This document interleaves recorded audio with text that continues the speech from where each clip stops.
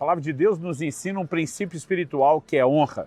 E quando o praticamos, isso também nos leva a determinados resultados que na linguagem bíblica podemos chamar de recompensa ou galardão. Esse é o assunto da nossa conversa hoje, a recompensa da honra. Fique comigo e nos próximos minutos nós vamos entender um pouco melhor essa verdade.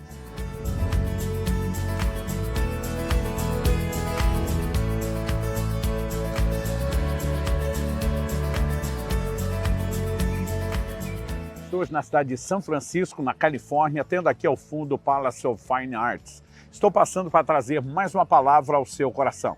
E a palavra que trarei, embora baseada e fundamentada na Escritura, ela é fruto de uma inspiração muito específica. Anos atrás, li um livro de um dos meus autores prediletos, John Bevere, que me abençoou demais, intitulado A Recompensa da Honra.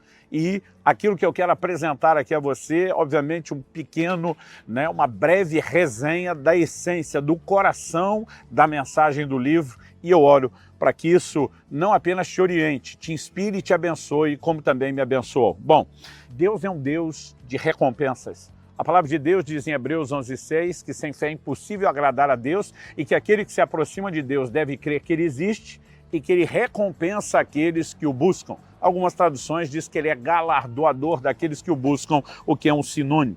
Em Gênesis, no capítulo 15, no verso 1, o Senhor fala a Abraão que o galardão, a recompensa dele seria muito grande. E como esse Deus de recompensas trabalha? Sabemos que a fé nos permite ser recompensado por Ele. Em outros momentos, Ele está prometendo que traria recompensas.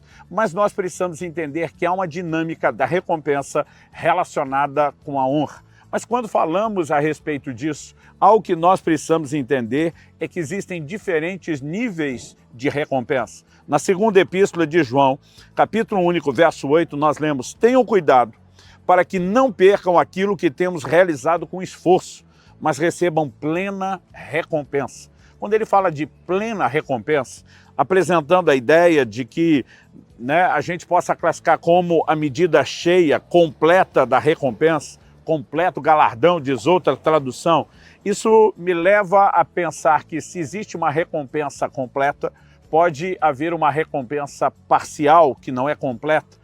Pode haver também nenhuma recompensa caso a gente não preste atenção na advertência que está sendo feita. E por conta disso eu quero apresentar a primeira ideia e o conceito de que há diferentes níveis de recompensa. Então, antes de falar da recompensa da honra, precisamos separar os diferentes níveis de recompensa.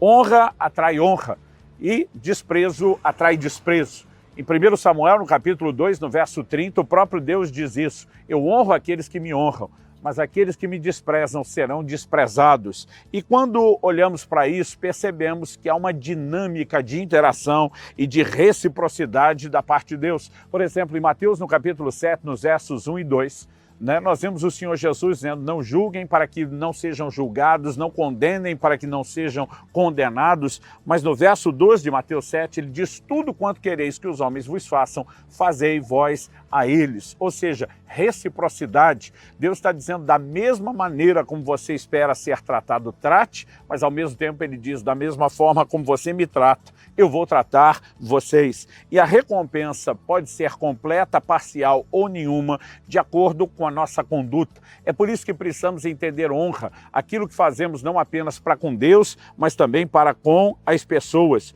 Olhamos para Lucas, capítulo 5, por exemplo, verso 17, e vemos os fariseus diante de Jesus que não receberam absolutamente nada, nenhuma intervenção dele.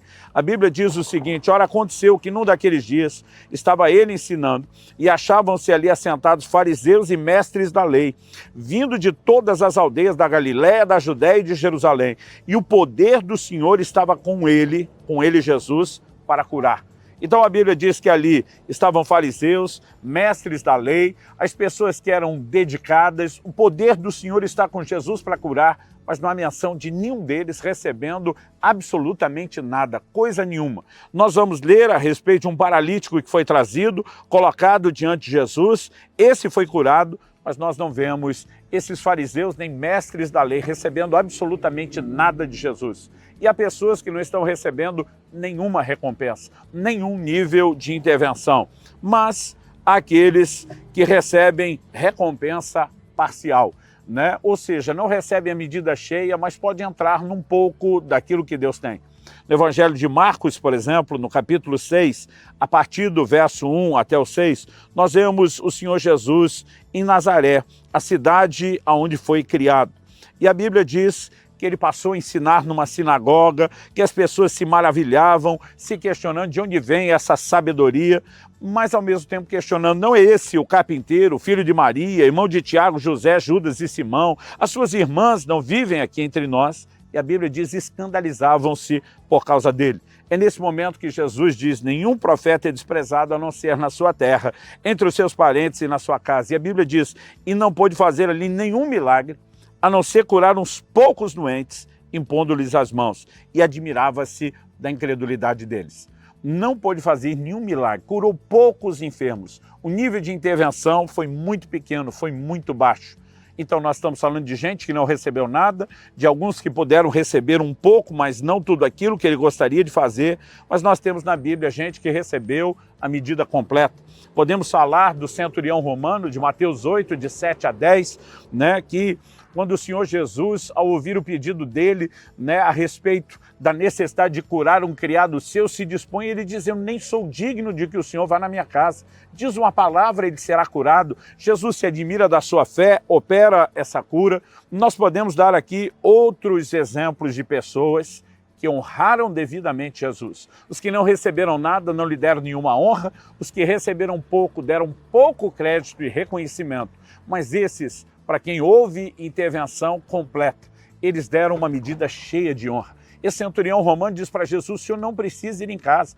Ele diz, eu entendo como funciona a autoridade. Eu sou um homem sujeito à autoridade, eu tenho pessoas debaixo da minha autoridade, eu apenas costumo dar uma palavra de ordem. O senhor não precisa se dar ao trabalho de ir até lá. Se o senhor falar uma palavra, será suficiente. E algo interessante, que nós estamos falando de alguém que era uma autoridade romana, ou seja, era o conquistador se dirigindo ao conquistado e dizendo, eu lhe dou uma grande honra, eu sei quem o senhor é.